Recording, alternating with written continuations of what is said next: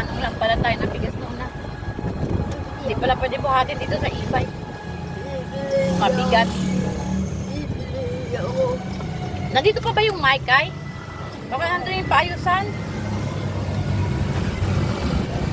Hindi naman na nagbubuhat. Tumingin ka sa gilid, Kek. Pag magtaano ka sa gilid, baka biglang may susulpot. Bangga ka talaga.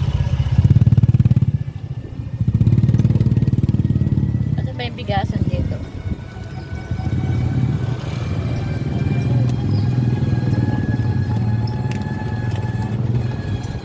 Inquiry. Ayan, ika. Pasok mo. Siyempre, mag-i-inquire tayo ng bigas.